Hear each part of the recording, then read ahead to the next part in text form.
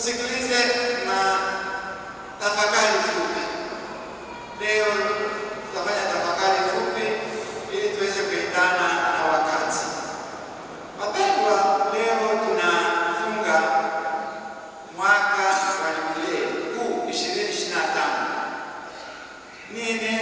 Nilipokuwa katika tafakari zangu za kiroho, nikajiuliza ni kwa sababu gani Baba Mtakatifu Francisco alichagua kwamba mwaka huu mtakatifu, na kutoka mwaka jana alitoa agizo ya alifungua Krismasi usiku tarehe 24 2024, lakini akaagiza kwamba katika kanisa lote Katoliki ulimwenguni maaskofu wafungue mwaka mtakatifu katika sherehe ya familia takatifu, yaani tukiwa 2024, na tukafanya hivi.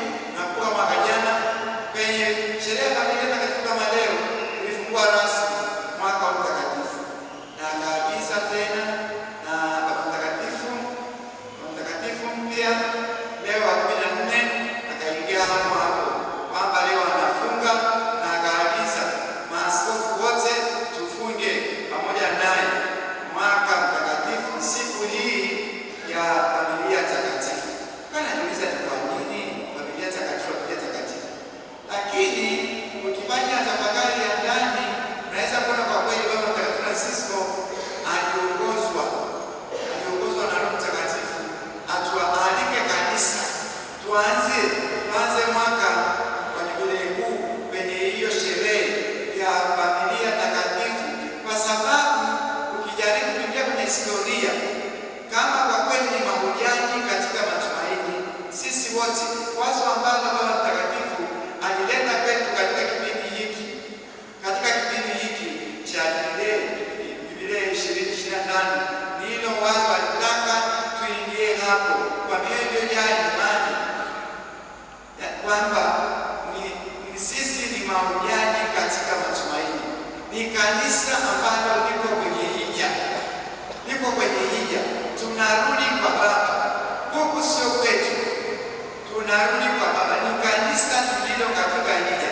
Lakini akapenda iwe wazi, atupigie mstari neno hilo kwamba tunahiji katika matumaini. Hatuendi tu kama watu ambao wana leo, kama watu ambao wana wasiwasi mkubwa. Hapana, tunakwenda tukiwa na uhakika wa maisha, tunahiji katika matumaini ambayo yamesimikwa katika imani ya kina kwa Mungu, imani ya kina kwa Yesu, imani ya kina katika kufuata mpango wa Mungu, utaratibu wa Mungu. Na kama tunasafiri hivyo, tunahiji hivyo, tunapenda hivyo kwa mioyo, maisha yaliyojawa na imani kwa Mungu, matumaini kwa Mungu, tunakwenda kwa uhakika, tunakwenda kwa furaha, maana tunajua kwa kweli tuna msaada wa pekee katika safari yetu, tuna ulinzi, tuna shime ya pekee kwamba tunahiji katika matumaini. Ni matumaini ya heri, ni matumaini ya kiuokovu, ni matumaini kwamba Yesu aliyeshinda, ambaye kwa mkono wa kuume wa Baba tunasafiri pamoja naye. Yeye ndiye anayetupa neema na baraka zote tunazohitaji tuweze kusafiri, tufike vizuri na tukakutane naye. Maana anasema kwamba kwenye maandiko matakatifu anasema, Baba, mimi naomba hapa nilipo mimi na wale wote ulionipa wawepo. Basi akiwa hapo kwenye mkono wa kulia anatuombea kwa Mungu kwamba tufike pale. Kwa hiyo matumaini ya namna hiyo tunalenga kwa Kristo mshindi, ni matumaini ya heri, ni matumaini ya kiwokovu. Sasa ukiangalia familia takatifu, unaiona ni familia ya kwanza ya Mungu, ni jamaa ya kwanza, familia ya kwanza ya Mungu kufanya matembezi, kufanya usafiri, kufanya safari ya hija, kusafiri katika safari ya kwenda huko Mungu anapopenda, wakiwa wamejawa na matumaini. Mahujaji walikuwa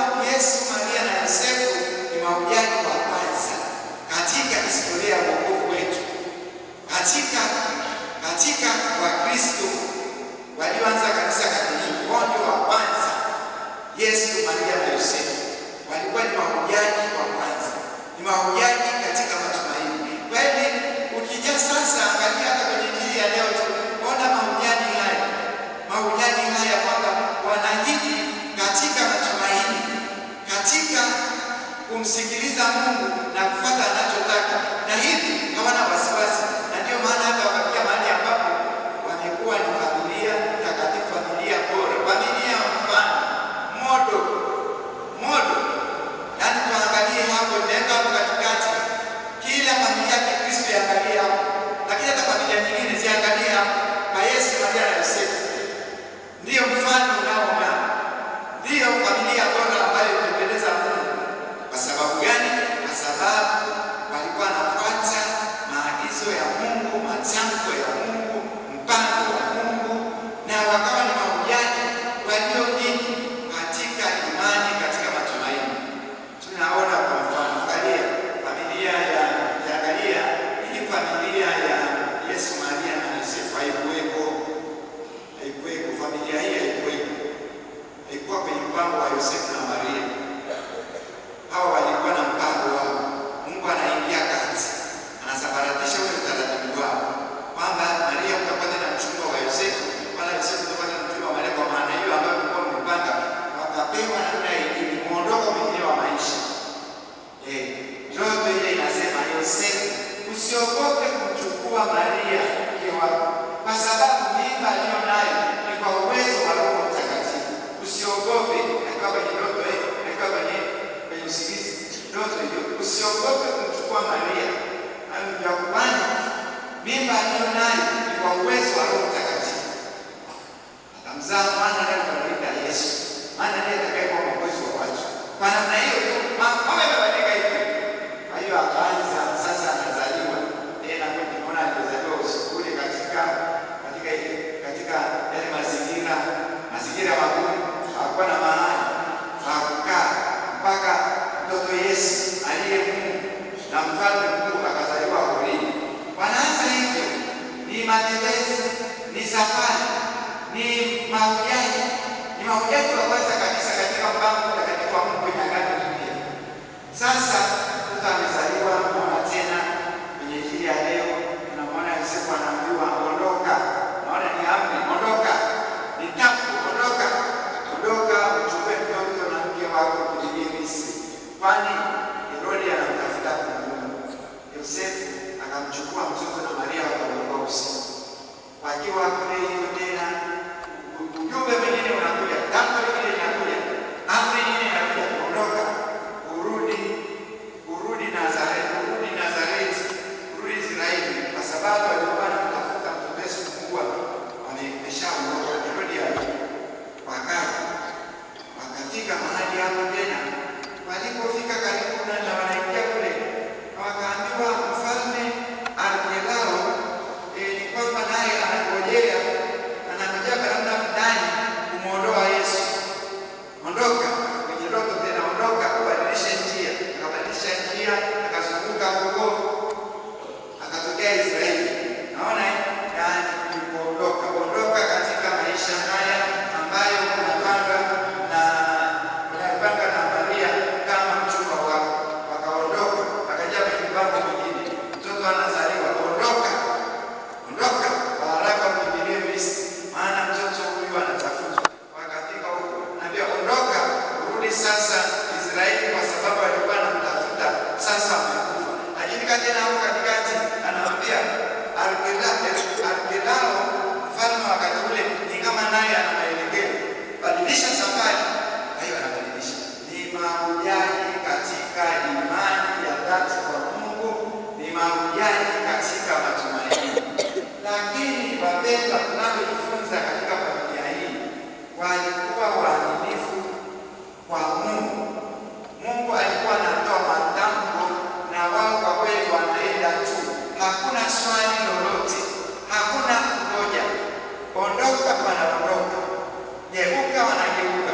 Sasa wanapofanya hivyo ni mahujaji. Mimi nimeona ni kama mahujaji wa kwanza kabisa tunaweza kuwatambua katika historia ya wokovu wetu. Mahujaji katika matumaini ni Yesu, Maria na Yosefu, na wakamaliza vizuri, kwa sababu walisafiri katika imani kwa Mungu, katika